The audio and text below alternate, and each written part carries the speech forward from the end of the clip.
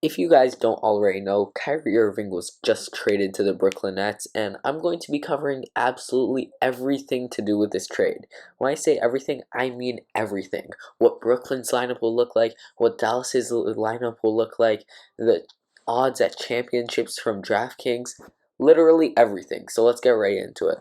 The first thing I want to cover is the trade's actual details. So here it is. The Nets are trading Kyrie Irving and Markieff Morris to the Mavericks for Spencer Dinwiddie, Dorian Finney-Smith, a first-round pick, and 2 second-round picks. So yeah, that's a pretty good trade. Sometime in the couple more days, I'll probably make a video about me grading that trade. But I mean, I'll just hint that I think that the Nets won this one and the Mavericks kind of messed up big time. Next, we have whether the Mavericks are title contenders this season. Well, I mean, with Luka and Kyrie, you can never count them out. But here's why I don't think they're title contenders. I'm going to read their roster right now, and you guys tell me what you think about it in the comments below. You have Kyrie Irving at point guard, Luka Doncic at shooting guard, Tim Hardaway Jr. at small forward, Christian Wood at power forward, and Dwight Powell at center. It seems pretty solid, right? Until you realize that they have absolutely no one off their bench. They traded Dorian Finney-Smith. They traded Spencer Dinwiddie. Look at their starting center. It's Dwight Powell. And look at Tim Hardaway. Like, what is he doing there? They just have no depth, which is why I think that they don't have a chance of winning the championship this year. Now, I'm going to be reviewing the KD Kyrie era of the Brooklyn Nets and the KD Kyrie James Harden of the Brooklyn Nets, because this was all just very, very sad of what happened because, KD, Kyrie, and James Harden played a total of 16 games together. 16 games before James Harden was traded. Then you had KD and Kyrie, who only played 74 games together, won one playoff series, and just got bounced out right after that. So, honestly, the situation in Brooklyn was not looking great for a long time, but I did not think that Kyrie would request a trade this closely. But it's not only me, it's also DraftKings Sportsbook, because, I mean, after the trade, the Mavericks moved from plus 1,900 odds to plus 1,400 odds to win the NBA championship. But if you think about it, plus 1,400 odds is absolutely horrible.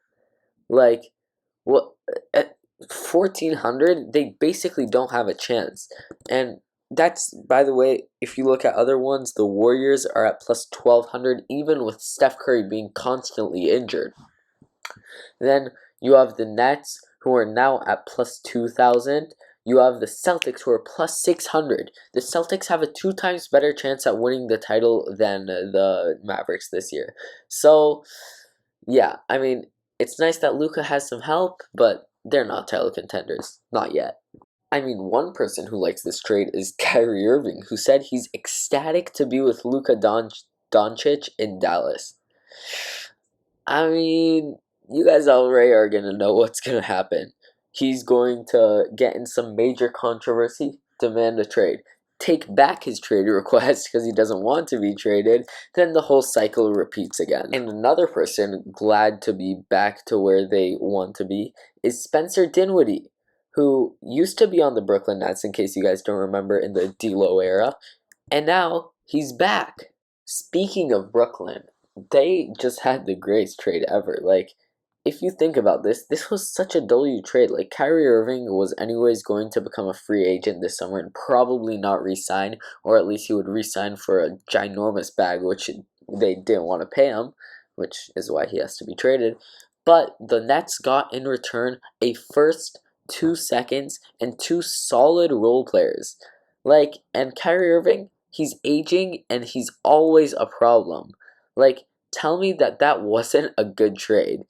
And, I mean, Spencer Dinwiddie and Dorian Finney-Smith, they're obviously not the best players, but they're pretty damn good.